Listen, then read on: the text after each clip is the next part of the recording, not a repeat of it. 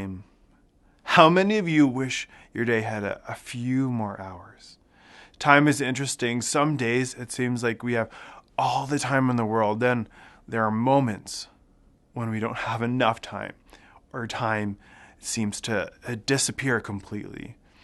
I'm definitely at a stage in my life where time is limited, time is precious, and I'm doing my best to make time my friend.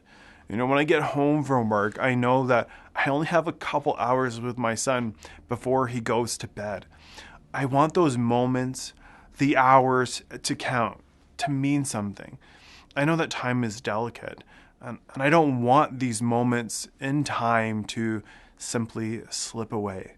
James 4:14 says, "Why, you don't even know what will happen tomorrow. What is your life? You are a mist that appears for a little while and then vanishes." What? A mist? Here today, gone tomorrow. Life can seem long, but I'm convinced the longer you live, the more you understand how time is fleeting, and the importance of now, the importance of learning to live in the moment. You start to learn that we don't have control over time. The clock keeps on ticking. We shouldn't be afraid of time, but I think we need to learn to see time as a precious gift that we have here and now. Again, making the most of each moment. Getting one more hug, one more kiss, maybe one more bedtime story, one more time down the slide, one more, you fill in the blank. When looking at the story of Mary and Martha in Luke chapter 10, I'm reminded and encouraged to be intentional about my time. We too know that our time, no matter how brief it may be, is highly important. What you do with your time, your life matters.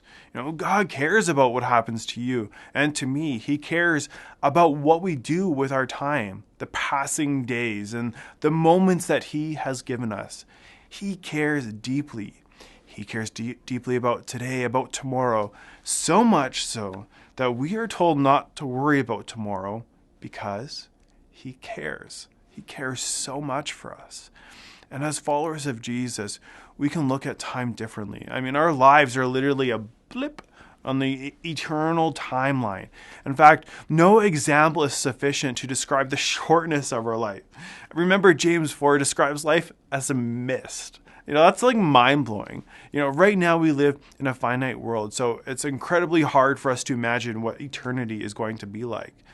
But we know that one day we will move into eternity. And this life, this world, the pain, the suffering will be no more. Life will be different forever.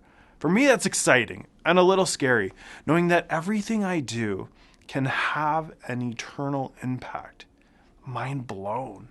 In Psalm 90, verse 12, we read, "So teach us to number our days, that we may get a heart of wisdom." There's wisdom in understanding the shortness of our time here on earth. Wisdom in knowing that we can have an eternal impact when we live out God's plan for us here and now. Time is important. I think you can agree. Every day we journey forward, not knowing exactly where our path will lead. Not knowing what step may very well be our last.